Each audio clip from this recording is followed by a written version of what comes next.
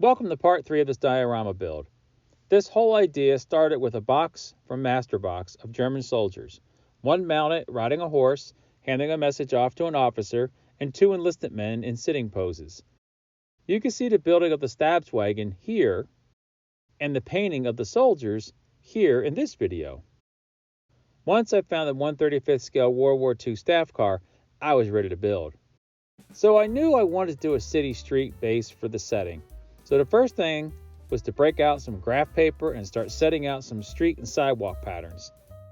I have a couple of silicone molds for 1/35th scale cobblestones and tiles, so I kept the squares and rectangles to the same size as the plaster cast of parts I had on hand. Once I had some designs drawn out, it was time to lay them down on the 1/4-inch thick wooden plywood that I planned to use as a base. To keep the look interesting, I kept the patterns at angles and not squared up at the base or themselves.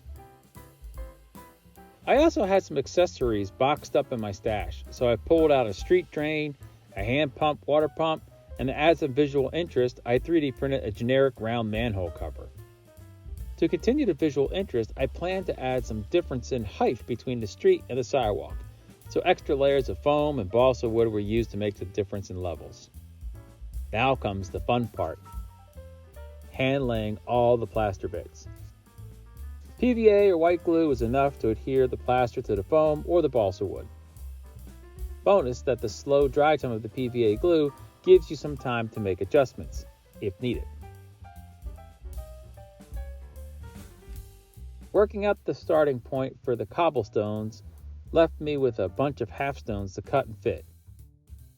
But once that task was completed, I was able to finish the street over a couple of evenings. A quick fit check and a chance to see how it all looked was a great motivator to keep things rolling. I used a section of balsa wood for the curbing, so I had to make sure I figured that into the spacing of everything. Since the sidewalk bits were large, I just let them run proud of the finished edge, and once the glue dried, I came back with a fine-tooth hobby saw to cut off the excess. Final adjustments being made with sandpaper. I just glued some 300 and 400 grit paper to a 1/2-inch block of balsa wood. Then it's time for a final check before gluing everything in place. I used clothespins and metal 1-2-3 blocks to hold it all in place while the PVA glue dried.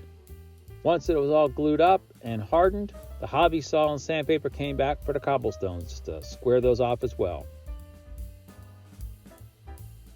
Everything got sprayed flat black with a rattle can spray paint, which is the way to go with such a large porous surface. It doesn't soak up as much paint. The sidewalk and the curb got painted a blue-gray to look like slate stone, and the cobbles were painted a dark stone color, which is a dark brown color.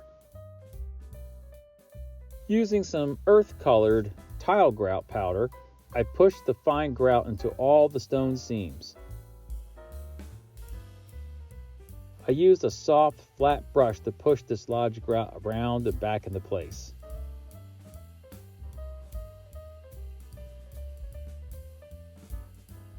Once the surface was brushed clear of all the grout, I used a little isopropyl alcohol to break the surface tension and then sprayed some water on it just to set the grout.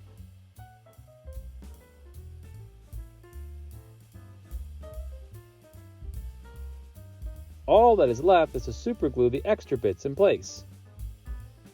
Finally, I added the Stabswagon, the driver and the radio man seated inside the wagon, the horse and rider, and the standing officer receiving his orders. And once that was done, the scene was set. Here's the finished diorama scene all set. I hope you enjoy.